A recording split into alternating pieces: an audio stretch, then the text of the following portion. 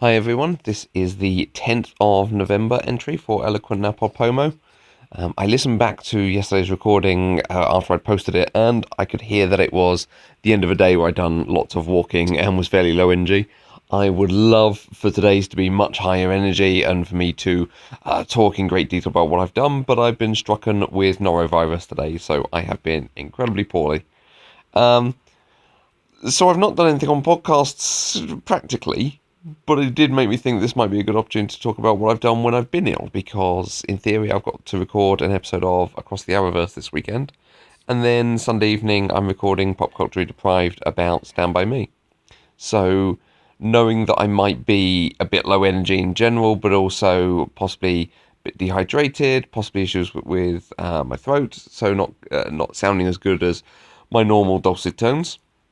What I've generally done in the past is make sure I have a supply of something like Strepsils, some sort of lozenge available. I always record with a cup of tea or maybe some sort of cordial. So I've got a drink with me, but tea is a very good soothing drink I find for when you're recording. I also keep a handkerchief out because I would much rather blow my nose and have to edit that out of the episode once than have to edit out 15, 20 sniffs all the way through. It sounds really daft to talk about sort of bodily functions and how you have to edit them, but everyone does it, and there are so many podcasts that I've edited where we have had someone sniffing, or you've had someone coughing. It's really funny because we now use the Audacity files rather than Zencaster, and so often someone records and they mute themselves on Zencaster, cough, and then unmute themselves, but of course they've not muted Audacity. So when you get the actual proper file of their recording, you have these moments of them just coughing into the microphone. Which, fine. I would much rather someone coughed and was able to talk without a frog in their throat or something.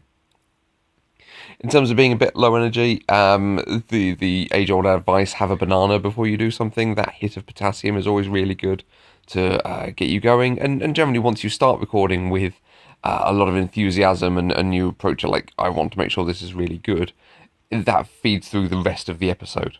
It's much easier, particularly when we've done shows that are a lot more fun as well. So when we've covered comedies or musicals, there are times when we've done very serious films. So I'm thinking something like The Godfather or Schindler's List, where you have quite intense and deep conversations about them. So you have to keep the energy down a bit because you don't want to be going to extremes when you're talking about something that has a lot of depth to it.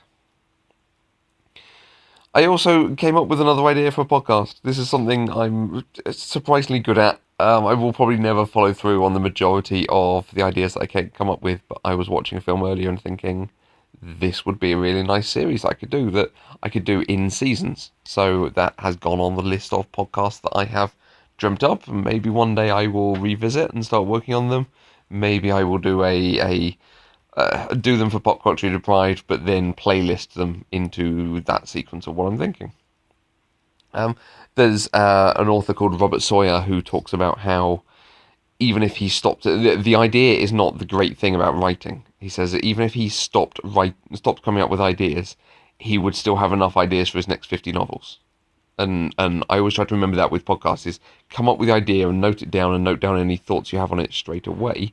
But then it's actually the execution, it's the detail of it. I've talked previously about how I'm a very detail-focused sort of person. I want to try and make everything as filled in as I can before launch.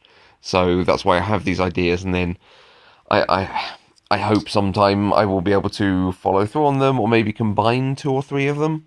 It's always good to be able to solve a problem or find a solution that actually has several that actually solves several different problems or meets several different needs.